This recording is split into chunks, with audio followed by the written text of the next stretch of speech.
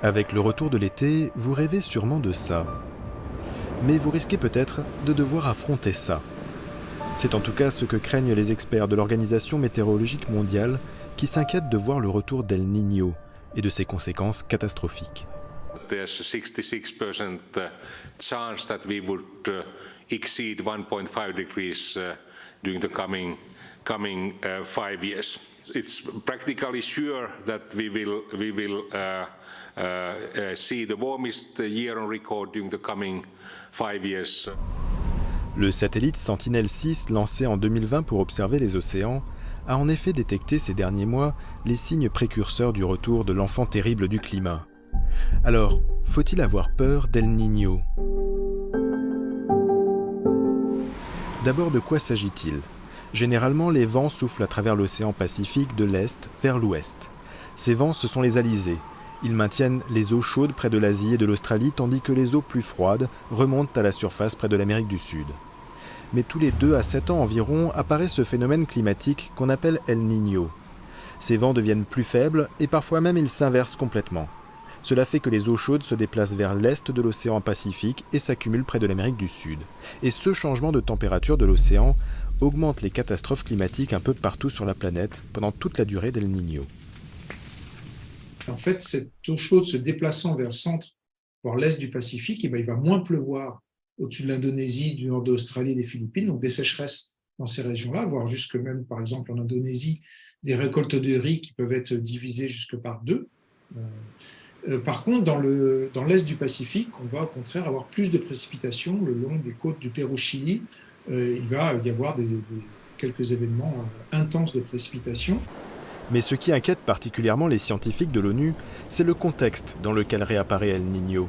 En effet, cet épisode démarre alors que notre planète bat déjà des records de température et que de nombreuses catastrophes naturelles ont fait diminuer la production mondiale de céréales.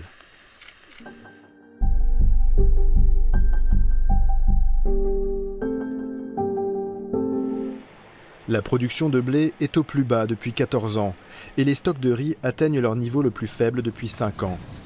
L'Indonésie, par exemple, ne dispose que du quart de ses réserves minimales. Toutefois, les connaissances de plus en plus précises du phénomène devraient permettre aux États de mieux l'anticiper. El Niño, maintenant, c'est de prévoir de 6 à 9 mois à l'avance, avec des bénéfices sociétaux énormes, puisque si on reprend l'exemple de l'Indonésie, l'Indonésie doit être en ce moment en train d'acheter du riz sur les marchés pour pouvoir faire face à une pénurie chez eux.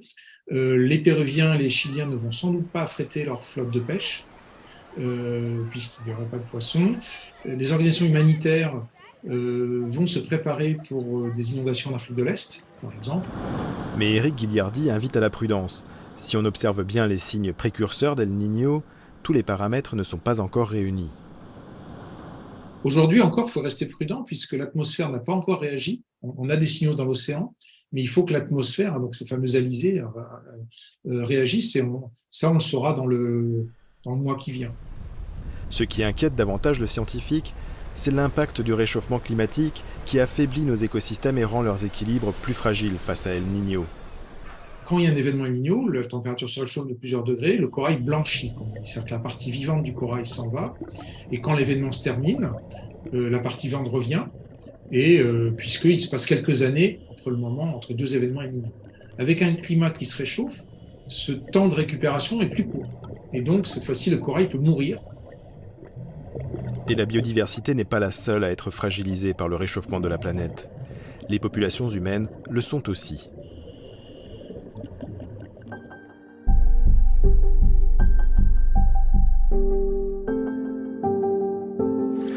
Selon les scientifiques de la NASA qui se sont intéressés aux conséquences du dernier épisode en 2015-2016, El Niño est aussi responsable d'une propagation plus importante de certaines épidémies. En endommageant les infrastructures comme les conduites d'eau potable ou d'assainissement, les catastrophes d'El Niño ont créé des conditions favorables à la propagation par exemple du choléra en Tanzanie en 2015. Or aujourd'hui la situation du choléra dans le monde est plus inquiétante que jamais. Today, WHO estimates that 1 billion people across 43 countries are at risk of cholera.